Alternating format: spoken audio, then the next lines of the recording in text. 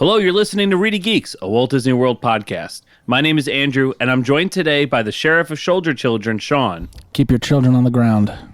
Our unofficial Crocs footwear representative, JJ. One day it'll be official.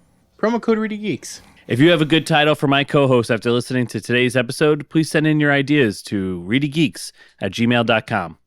In today's episode, the Geeks will be starting a 4-part series exploring the Disney Vacation Club, starting with its history.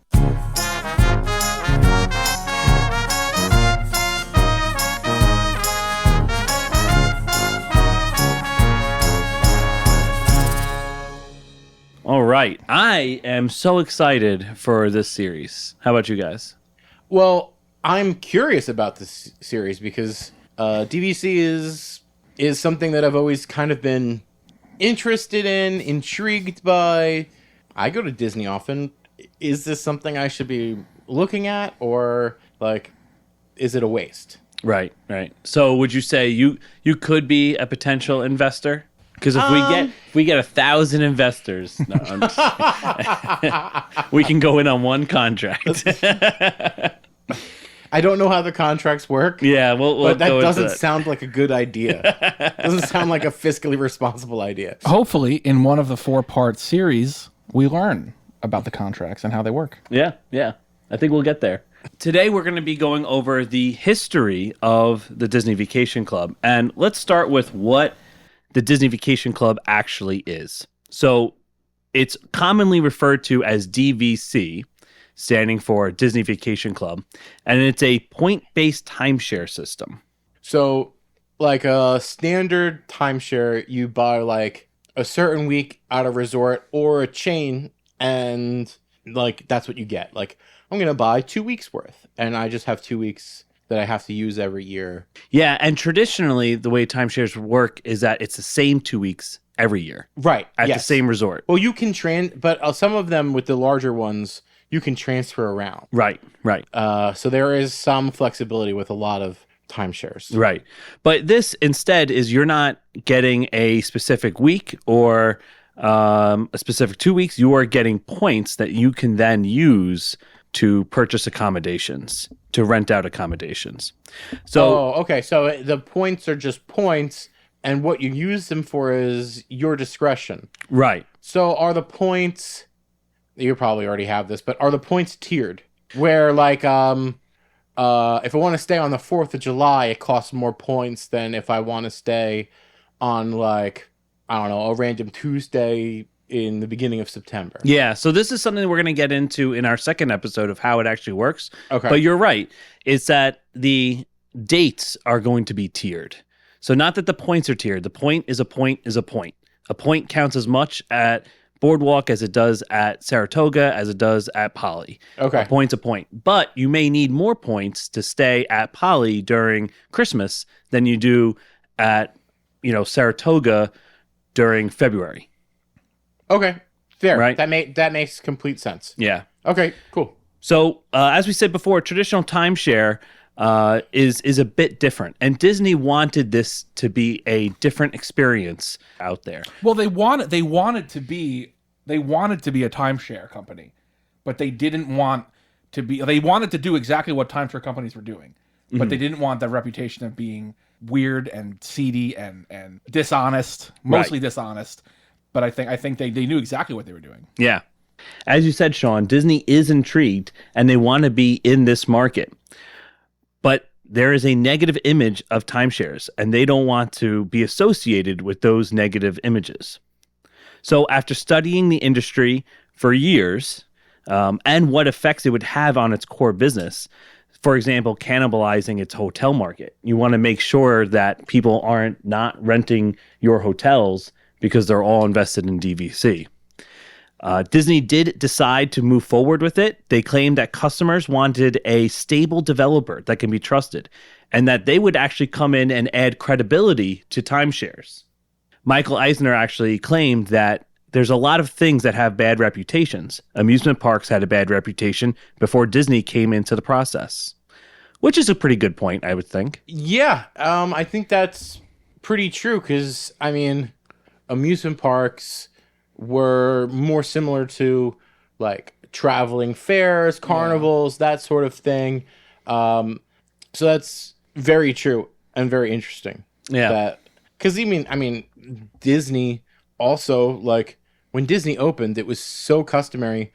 It was so common for amusement parks to be so ordinary and mundane that they never charged to get in. Right. You would just walk in you pay and to then ride the buy rides. tickets if you wanted to go on something. Right. Right. It's kind of like how, I guess, like how Coney Island worked for a long time. And it's actually how Yeah. Disney sort of worked originally. That's right? what I mean. That's what I'm saying. Yeah. Like, so much so that Disney couldn't charge people to walk in the door. They had to wean people off of that and institute like a ticket to enter. And now every big amusement park does that instead of the pay per ride. Well, and now they're charging to actually ride the rides too. They're doing both. But Hey, if you can double dip. we digress. We digress. We complain about it, and then we do it. Yeah. Calm down, Rover. I was only kidding. So Michael Eisner, who, by the way, I think we should pause here and mention that he is the current, or he was at this time, the current CEO of the Disney Corporation, and he's credited with bringing Disney really into profitability. They were struggling in the 80s. They had a hostile takeover that was hanging over them, and Michael Eisner saw them through that. He also instituted the Disney Decade, where Disney was going to expand and in their theme parks over the course of the 90s. He wanted to do this timeshare business, but he wanted to make sure that they stayed away from the classic tropes of timeshares. So he made sure there were no high-pressure sales tactics. Otherwise, he would pull the plug on the whole operation. And Disney kind of kept true to their word. Originally, Disney only used 2 booths to sell DVC out of. One in Magic Kingdom and one in Epcot. And yeah. Aren't those booths like everywhere now? Yeah, now they're everywhere. There's at least one in every park, and I know specifically the one in Epcot is as you're walking into the World Showcase. Oh yeah, it's right in the You're beginning. walking straight into the World Showcase, and it's right on the right. I've been corralled before by Yeah, there's a sales multiple. representative. It's There's kind of multiple in by the parks, yeah. It's kind of by where you used. Oh yeah, there are multiple. Yeah. There's one in the World Showcase, right? Between the Outpost and Yeah, that sounds right. Oh, there might be. right as you're leaving the African Outpost. I think there's one right there. Yeah, I know in Hollywood Studios, there's one outside of Toy Story Land, and there's one outside of Baseline Tap House, across from Baseline Tap House. So, In front of the Royal Flush? yes, yep. Yeah, right next to the Royal Flush. An unsung hero. Get people liquored up and have them buy DVC. Yeah. I mean, that might work on my fiance. Put a couple drinks It there. almost worked on me. Yeah, when you got corralled, you almost bought? We had a tour scheduled for later in the trip, Wow. and later that day, I was thinking about it all day, and I said, we were sitting at dinner, and I said, if we go on this tour, I'm so afraid that we're going to buy it, and we can't buy it. We can't. It would be so financially irresponsible right now to do that. So I literally got up from dinner. I remember we were sitting in Morocco I'm drawing a blank on the name of the restaurant in Morocco. There's Merodaki? there's Marrakesh. Restaurant. There's It the was Tangerine. Restaurant Marrakesh. Okay. I got up from the table, went outside, and called the DVC representative, and I said, "Thanks for everything. I got to cancel this tour," and we canceled it. And did they give you a problem? No. No. Yeah, and although they might approach you now, originally they weren't allowed to approach anybody, and they weren't allowed to give any gifts or incentives to go on the tours, because that would be seen as too much of a hard sell. So they would just be standing over there, And I kind of remember in the 90s, like asking my dad, like, who are those people over there? And my dad's like, don't look at them, don't look at them, Do not move look forward. at them. Move forward. But they really didn't do hard sells. Like if you went on the tour originally, this is back in the early 90s, late 80s, they would have a movie, like a 20-minute movie, and then 2 presentations. And at 3 points, you were asked if you wanted to go back to your hotel or to the parks. So you were free to leave whenever you wanted to. Like, they didn't trap you, which does happen sometimes at timeshare tours. They say it's going to be a quick 2-hour tour, and you're there for 5 hours, and they literally won't let you leave. For my set of golf clubs. Your set of golf clubs? Yeah, for a set of golf clubs. Yeah. Oh, you did that? No. That's like a timeshare thing. Oh, come to this 2-hour seminar, and we'll give you a set of free golf clubs. Mm. It is the American way. Well, this hard sell, even though they still don't do hard sells, but it did end a little bit. Like, as we just said, the 2 booths, they have way more than 2 booths now. And they're even in the resorts having those booths. But they still don't really approach you and try to drag you in. Like, you don't really have to ignore them. They are kind of just there in the background. If you want to go up to them, you can go up to them. But they do start giving gifts in 1994. And in the past, they've given gifts like gift cards to dining or Fast Passes once Fast Pass Plus and Fast Pass was introduced. Do they give out individual lightning lanes for Guardians of the Galaxy Cosmic Rewind for I don't know, a group of 11 guys? Yeah. We should call up. We could sit through a DVC presentation on Wednesday. Right. And then get the lightning lane. And you're like, but this lightning lane's got to be for Friday when everyone shows. It's got to be for 11 people for Friday. So sales began with the Disney Vacation Club on September 30th, 1991. The minimum price was $11,730, and that would get you 230 points for about $51 per point. For perspective, Old Key West, which is the original resort for Disney Vacation Club, today is being sold for $200 a point. So in 91, it was being sold for $51 a point. So today, $205. It's 4 times more expensive now than it was. Right. Okay. The most expensive DVC resort today is the Grand Californian in California, and that's a nice place, though. Have you ever been in there? I haven't stayed there, but I've been there. You've been in the lobby, though, right? Yep. Yeah. Have you ever been in the lobby of the Grand Californian? We never got in there. It's very impressive. Maybe we should have a ReedyGeeks extracurricular field trip to if you would Los Angeles. If you would like to buy some DVC contracts there, it's $310 a point. Oh, no thanks. No? Okay. I don't think so. Not right now. So in 91, it was $51 per point, but the average price that was paid was $13,500, and that would give you enough for a 2-bedroom villa for a week. So you would get a 2-bedroom accommodations for 1 week of the year. But I mean, the system's tiered, right? So it's not on average. This is on average. On average, yeah. Okay. There was one big incentive to buy, and that was anyone who purchased a DVC contract received free admission to Magic Kingdom, MGM Studios, and Epcot through 1999. So if you bought in 91, you would get free park tickets until 1999. Wow. Yeah. Now, you didn't get everyone in your party. It worked based off of the occupancy of your room. So you would get half the occupancy. If you were in a room that slept 4 people, you would get 2 tickets. If you could sleep 8 people, you would get 4 tickets. So yeah, but if you got 2... Essentially, they're offering you BOGO tickets for 10 years. Well, but if only me and my wife are going down, right, then, then we got free tickets. But if you're going down with a family of 4, right, or you're going down with 2 couples, you're essentially it's 2 for 1. It's 2 for 1 for 9 years. Yeah, it's pretty good. It's a good deal. Imagine that today. Yeah, my God, that's a huge savings, right? You got a wonderful imagination. Okay, so I thought we would take this opportunity to go through the resorts and just the timelines of when they developed. We're not going to go into the details of each resort, which they are really interesting, and we could make that into a future segment where we look at like the history of Alani, for instance, is very interesting story. 3 executives get fired because of how bad they messed it up. Really? Yeah, that would be a very interesting story. I don't think we really have the time today to go through that, but no, we don't. It would be interesting to see at least the timeline of when these resorts opened. So the first DVC resort, which the resort was called the Disney Vacation Club, today is known as Old Key West. And it was it first opened for guests on December 20th, 1991.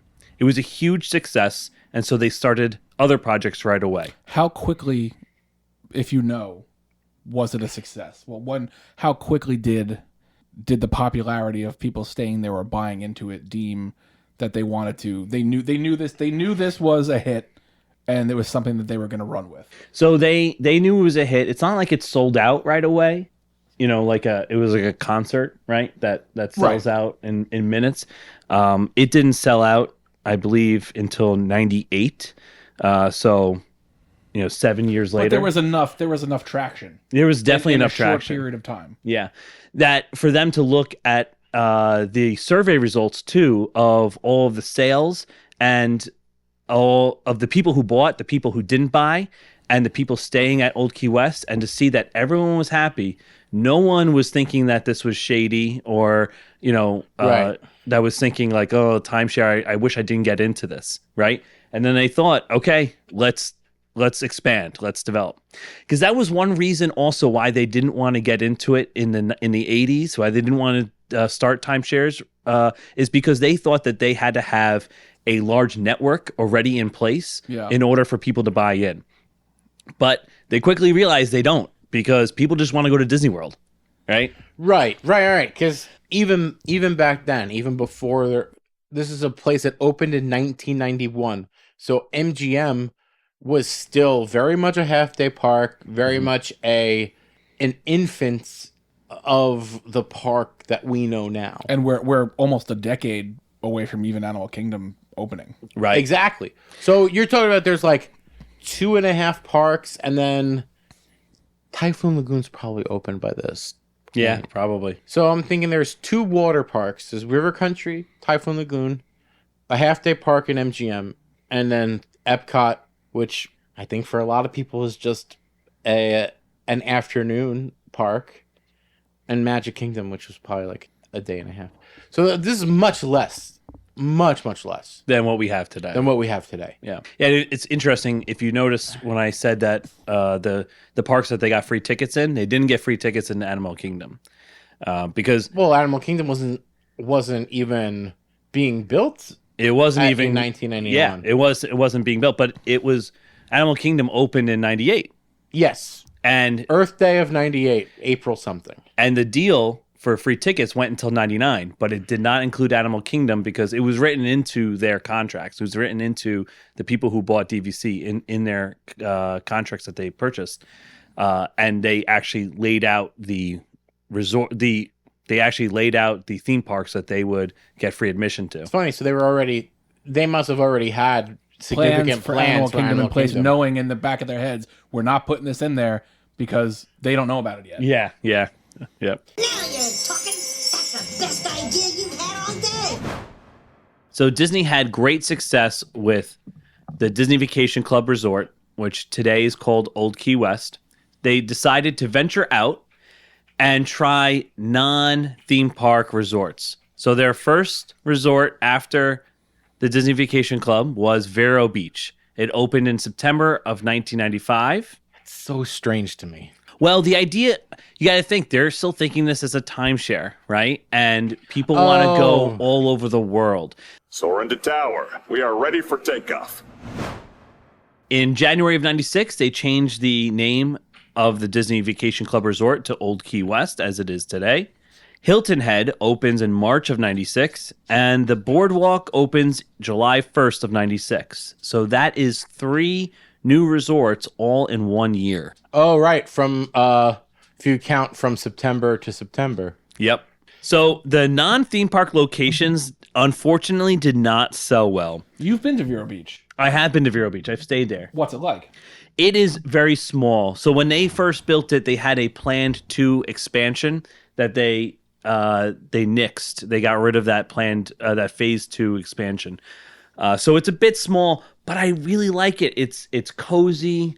It's the staff is great. What's really nice about a place like Vero Beach is that the staff works constantly there, right? Like at Boardwalk, say, there's so much staff that works at Boardwalk, and that they all have different shifts that like you may not see the same person over and over again, right? Oh, okay. Because Disney is pulling from a pool of so many employees. But for Vero Beach, there's only a certain amount of employees. So you see these same employees day in, day out, and they're doing different jobs on different days. That's funny. Yeah. But I mean, that feels like more mom and pop. Yes. Right? Like, yeah. Oh, that's So cool. it's still under the Disney name, though. Oh, 100%. Yeah, So called- you're still getting the Disney service that's up to the Disney standard. Yes. Yeah, it's called Disney's Vero Beach. Yeah.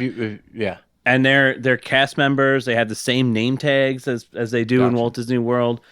You're right on the beach. It has a very nice pool. It has a mini golf that's next to the pool. It's a very nice slide. I really like their slide. Love a slide. Yeah, very good slide. Slides are so much fun. Yeah. Port Orleans Dragon Tongue Slide. Best slide. Best, yeah. Best slide. So Vero Beach is very nice. I've never been to Hilton Head, but I've heard a lot of good things about Hilton Head. I've heard a lot of good things about that Just area in general. Yeah. Yeah. Because, I mean, I've spent the night in Savannah, and I know Hilton Head is not too far off. far. They kind of share the same airport if you're to fly in. Yeah. Yeah. So since the non-theme park locations didn't do very well, Disney decided to go back to Walt Disney World, and they made the Wilderness Lodge villas in 2000.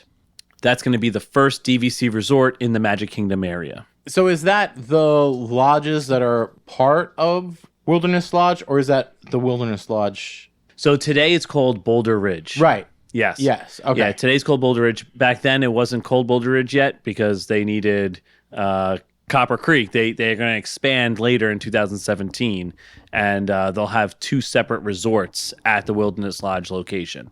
There'll be Wilderness Lodge Copper Creek, which is one resort, and Wilderness Lodge Boulder Ridge, which is a separate resort. The next resort to open is Beach Club in 2002, and then Saratoga Springs in 2004.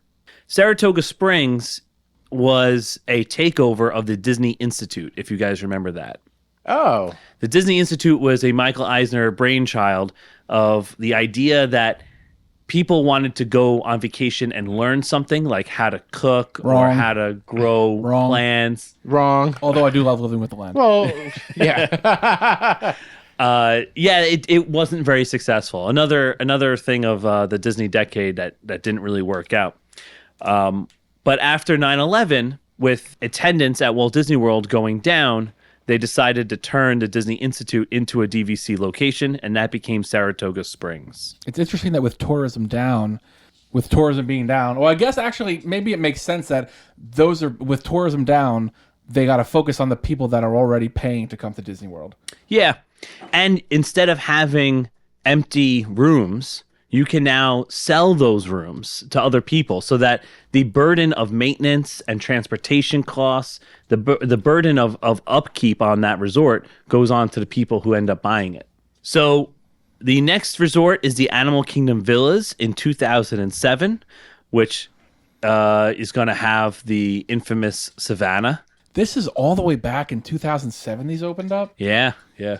These dates are throwing me off completely. Making me feel real old because I remember that. Right, I'm saying I think of the Animal Kingdom Villas as something that feels much newer than what is 15 years ago. Oh, I thought you were going to go the opposite way. I think you were going to say it's been there longer. No. Because I was going to No. say Animal Kingdom was there. The Animal Kingdom Lodge was there, and then they added on to it. Right. I know, because To make I it DVC. remember going to the Animal Kingdom Lodge without the other part open. The other building. Yeah. Yeah. The Animal Kingdom Lodge is where the restaurants are, correct? Well, there Boma, are. Sanaa. One of them is in the other one. So Jumbo House has It has Boma Boma Jico. and Jico. and Jico, but Sanaa is in the other one, right? Sanaa's the Kidani. only one I've been to. Kidani Right. Village. Kidani Yeah, Village. Yeah. And all three. Highly recommend. I've heard. Boma I've only is- been to one, but I want to go to all of them. Boma is great if you're very hungry because it's the buffet one. But then Jico and Sanaa, I mean, they're both. Sanaa is fantastic. So You gotta good. get the bread service. Yes. Yeah, those non I've breads with the heard dipping Jico sauces. is a little more. I don't want to say experimental, but it's more of like well, there's more it's more more African Yeah, yeah, flavors. yeah. For sure. So in 2009, we get our first monorail resort with Bay Lake Tower, which is an addition onto the Contemporary. Also in 2009, the Villas at the Grand Californian. So our first DVC resort in California. This resort actually did not sell well at all. So even though right now it's one of the most highly sought resorts, it didn't sell well at first. They actually offered bonuses to DVC representatives to sell the Grand Californian. I think they were offering iPads at the time.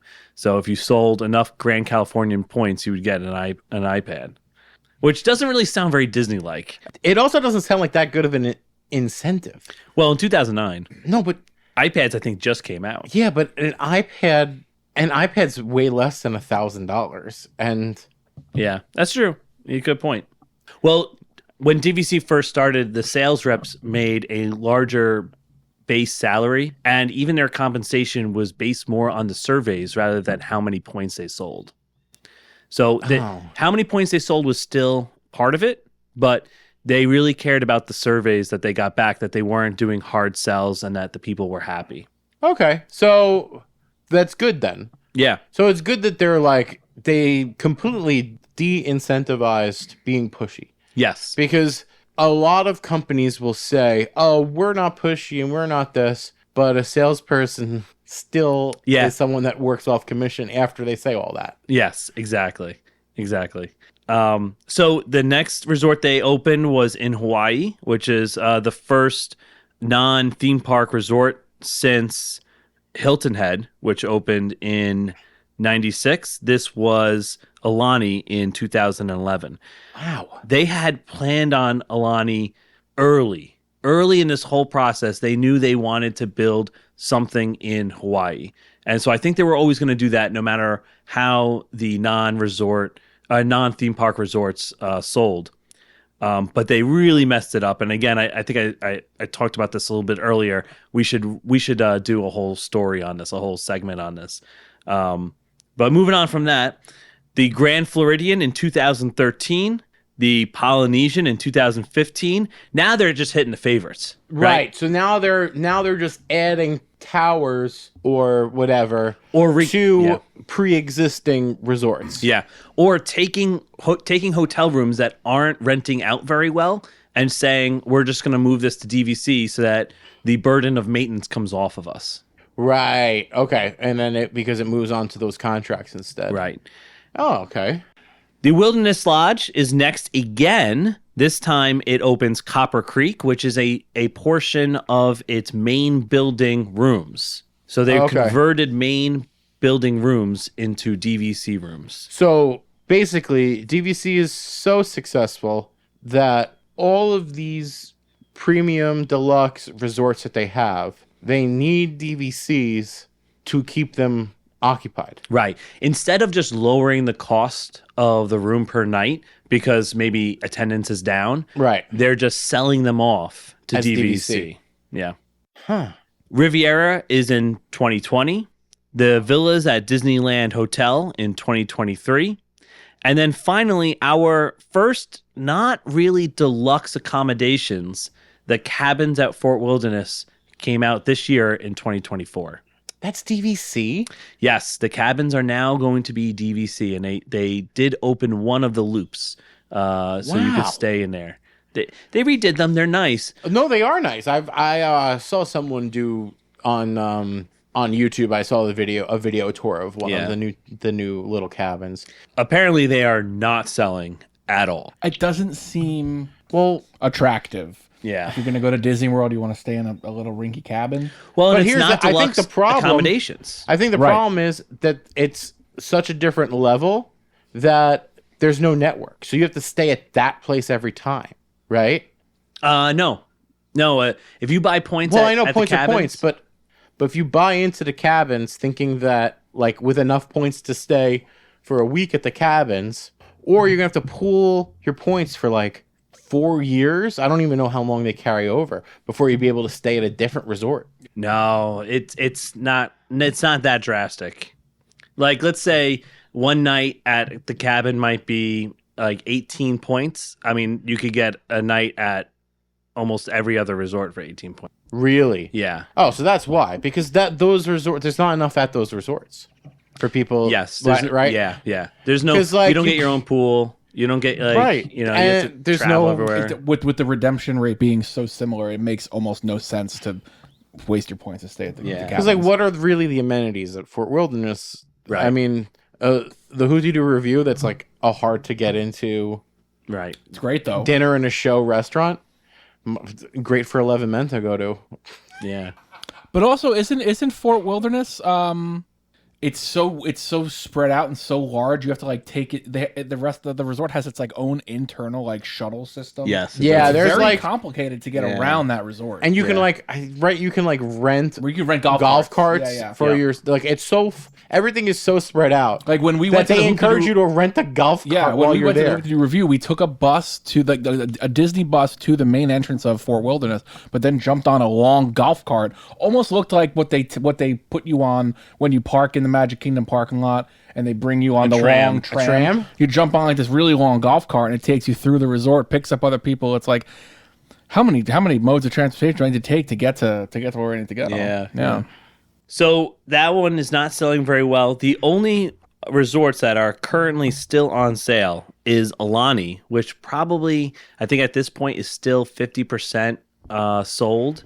So they probably will be selling Alani forever, it looks like at this point. Riviera is actually doing very well and is has picked up steam. Oh, Riviera is very nice very too, nice. though.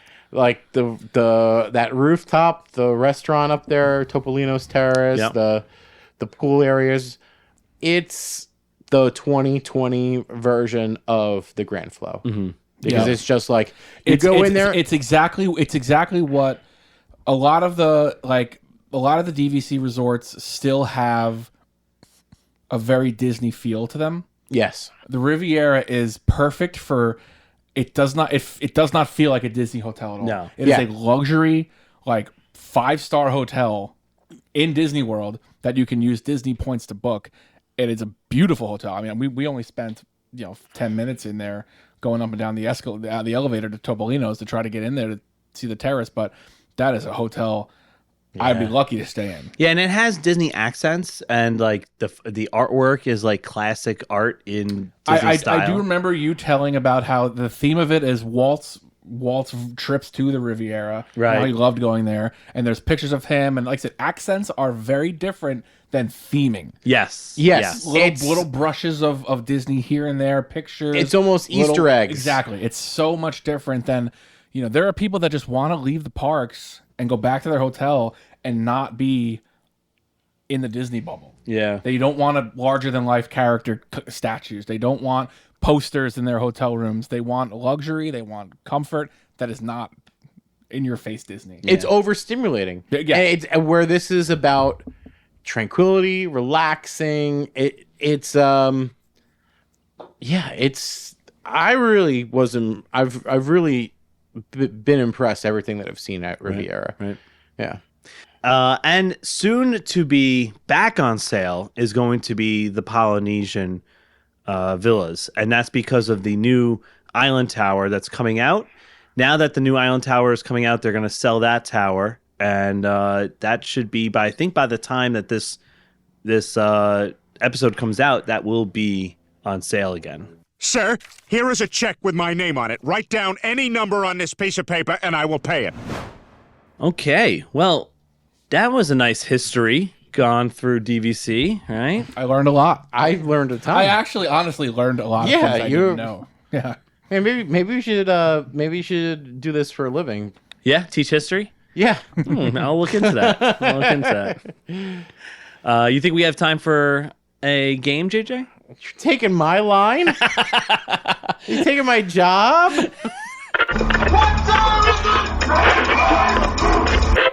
Okay, guys, I got a little game for us. It's called Reedy Rangers. If that name sounds familiar, it is a play on Rescue Rangers because Chip and Dale have recruited us and they've decided that one of you two will join them at their new detective agency, the Reedy Rangers. It'll be me. They have devised a test to see which one of you has the sleuthing skills needed for the job. I'm going to read a series of short clues that get progressively easier. If you think you know the answer, buzz in by saying your name. Each answer has 9 clues and is therefore worth up to 9 points. You will get more points the sooner you answer each question. However, once you answer. You cannot answer a second time until your opponent answers for a first time. Interesting. Does everyone understand the rules? Understood. Okay. I You're He definitely doesn't confused? understand. No, I actually do this time. I was gonna say, like, for once, Wow. I actually understand the rules. I understand what you said. So you're saying that I'm getting better at this. or I'm getting better at this. Okay, so the person with the most points at the end wins and joins the newly formed Reedy Rangers. Are we ready to play? Wait. Okay. Isn't there like a mouse detective we could have also used? Yes, the Great Mouse Detective Yeah. is also a Disney property, but I couldn't squeeze our name into it. Right. Yeah, You no. want to let the game guy go? Let me have my corny names. No, I for love these it. I love Reedy Geeks and everything. Reedy Geeks and everything. The Reedy Rangers. Let's go. Yeah. Okay, so here comes the first clue for the first thing. This can be anything in Walt Disney World. Thrilling. Second clue. Pre-show. Rock and roller coaster. Andrew. Rock and roller coaster. Holy sh! Really? You have 7. Wait, Wow. 8 points. 8 points. 8 points. I got don't think 8 I don't points. think he rang in correctly. Well, but then I did ring in. Wow. Okay. Because you answered so soon, I'm still going to read the other clues. It was onboard audio, track, launch, and this is where I thought everyone would say it. Scarf.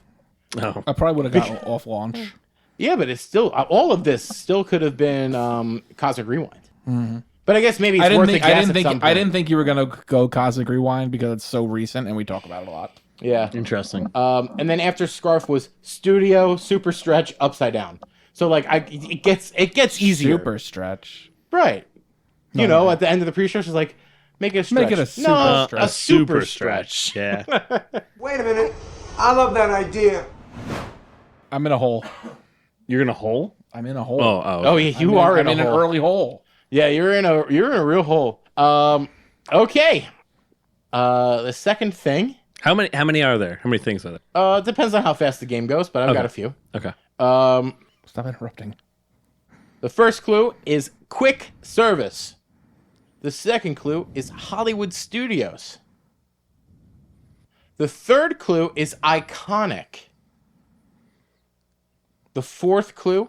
You're going fast. Oh, sorry. It didn't seem like you guys were interested in. Sean, Oh, Hollywood Brown Derby. no.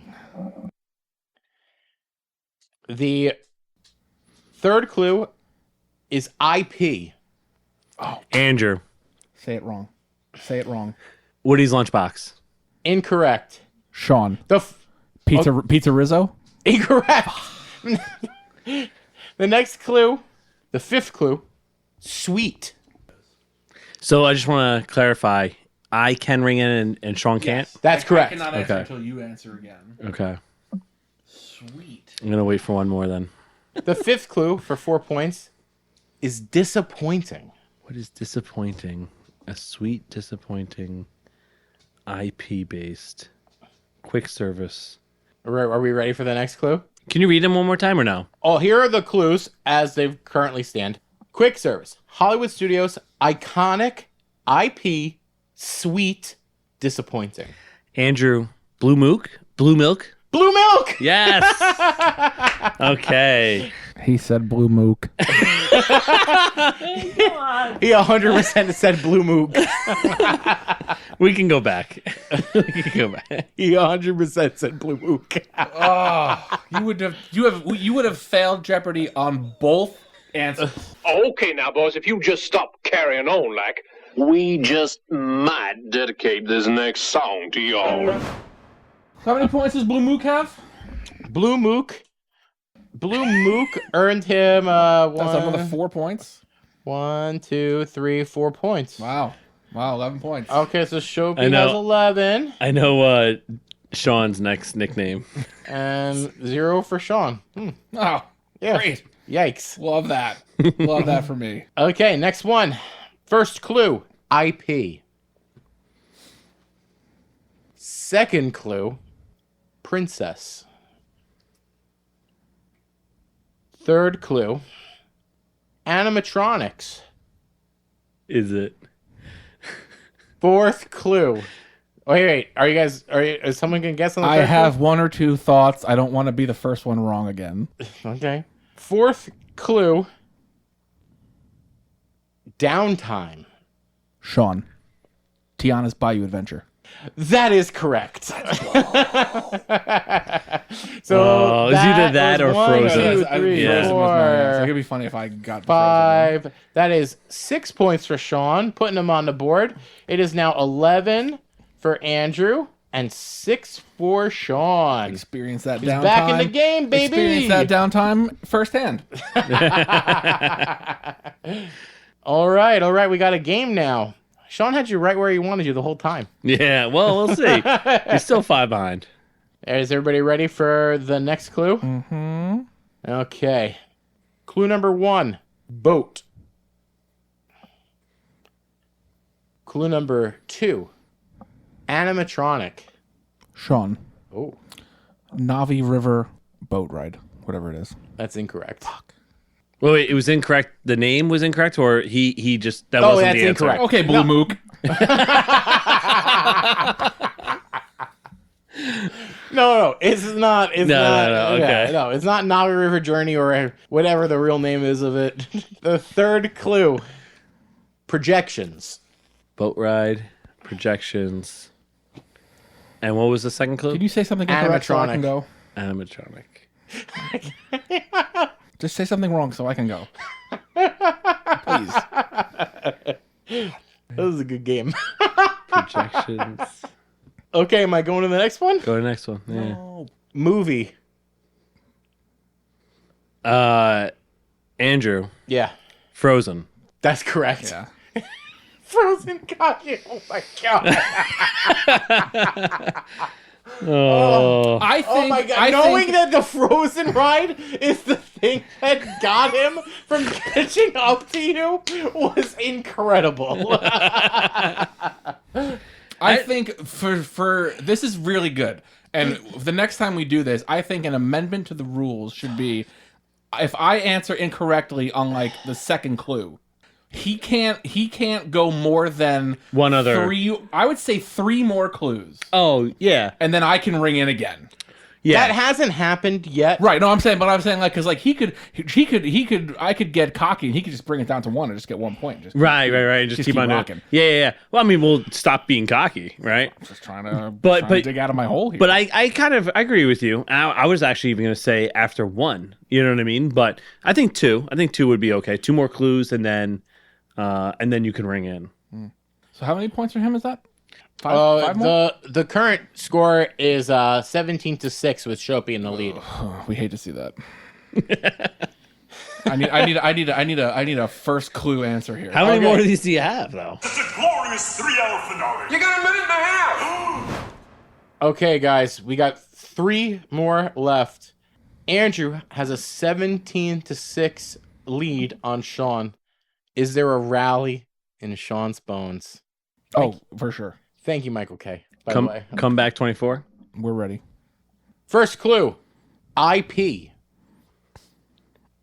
Second clue, Easter eggs. Third, oh, sorry. No one's ready. Third clue, oh, wait. Andrew. Tower of Terror. Incorrect. Thank God. Third clue, Christmas overlay. Sean, Oh, man, you're going so fast. the Jungle Cruise or the Jingle Cruise? Oh, that's incorrect. Okay. This is Disney World, right? I don't think he has to specify. Oh, well, it's an open game now. So it was a free guess. It was a freebie for you. Let's go. So whoever buzzes in first. Overlay. Well, I thought because you got it wrong now, No. No. Yeah, now it's we can both, No, we can because both now ring it's in open now. game because everybody's answered once. Christmas overlay. Right. Okay.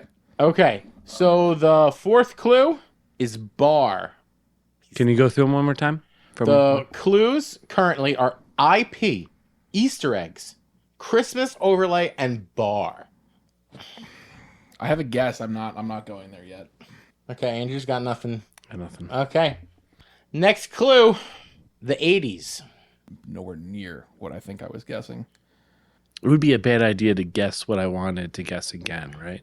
Or what I already guessed. It would be a bad Is idea. my wrong answer perhaps correct now? Okay, so No. I'll keep going. Keep going. The fifth clue is aviator. Sean.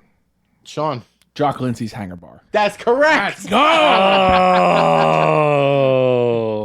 Oh, wow. That was a good one. That's 4 points for Sean. It is now 17-10, with Andrew still in the lead, and 2 more left.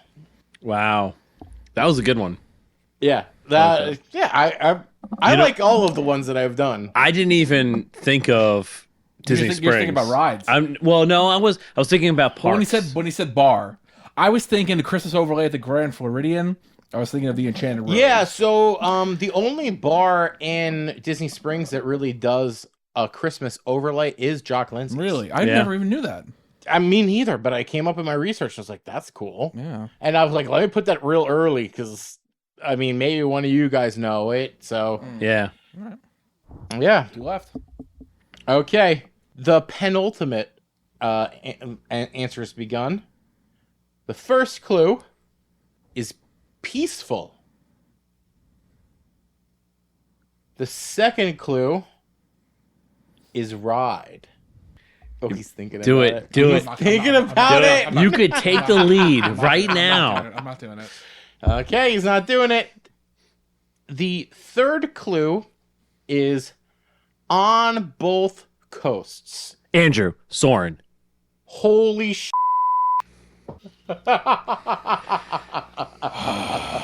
That is unbelievable. Well, I mean, yeah. I feel like on both coasts. Oh, I'm sorry, Linus. Is like there's only so many things it can be. Well, the other one I was thinking about was It's a Small World, but that's not peaceful. I don't know. I don't Nothing peaceful about that. It's nothing peaceful. They're literally singing about world peace, but it's not peaceful. All right. Well, I can't come back from this, but we'll do one more clue. We'll do the last clue. We're gonna do the last just for posterity. Yeah. So it's not a okay. blowout. So this is Andrew has already secured the victory, but I do have one more prepared. The first clue is all you can eat. Wait, is Andrew answering it already? I wanted to go Andrew. Okay, he's Boma. going. Boma. Incorrect. Oh, okay. I just knowing JJ, I was like, oh, he loves Boma. The second clue is resort. Oh, Boma. Is my incorrect answer now correct? Still no. I will wait for one more clue Okay. because it'll allow me to secure a respectable loss. The third clue is water. Sebastian's. Oh, bistro. incorrect. What? Andrew, Cape May Cafe. Incorrect. Okay, thank God. What? The fourth clue is meet and greet. Cape May Cafe. Yeah. Stop saying wrong Are you things sure it's twice. not? Can I say it again? It's not Cape May Cafe. It's Cup May. Cup May. Wait, so you said it's all you can eat. It's water. It's in a resort. You can. It definitely applies to Sebastian. Sebastian's not a meet and greet. Oh, it definitely applies to a lot of things. The fifth clue is monorail. Oh. Go ahead and guess it so you can be wrong. Is it Ohana? It's Ohana. Okay. What? Water? It's on the water. You can see out the thing. Wow. God. You had breakfast with Stitch. I know you did. I did. But when I think of water, I think that's like the feeling of the restaurant. No. Water just means that there was a water view. Water view. It could have also been I a get water that. theme. Recount. It was an early clue. It was an early clue water. Right. It was intentionally a vague clue. From the Sean, you had to take us out. Where are you going? Thanks for listening to another episode of the Reedy Geeks podcast. Rate, review, and subscribe wherever you get your podcasts. So check us out on all our socials at ReedyGeeks. Any questions, comments, concerns, or future topic ideas, email us at ReedyGeeks@gmail.com, and we'll see you again. That was wonderful. Bravo! I loved that. Oh, it was great. Well, it was pretty good. Well, it wasn't bad. Well, there were parts of it that weren't very good, though. It could have been a lot better. I didn't really like it. It was pretty terrible. It was bad. It was awful. It was terrible. Get him away! Hey, boo! Boo! This week's Honest Send-Off comes courtesy of Statler and Waldorf from the balcony. If you have an honest send-off that you want played at the end of one of our episodes, please submit an audio clip to us via our email address, ReedyGeeks@gmail.com. Reedy Geeks, a Walt Disney World podcast, is hosted and executive produced by Andrew Shopey, Sean Murphy, and JJ Hefner. Music and audio engineering by JJ Hefner.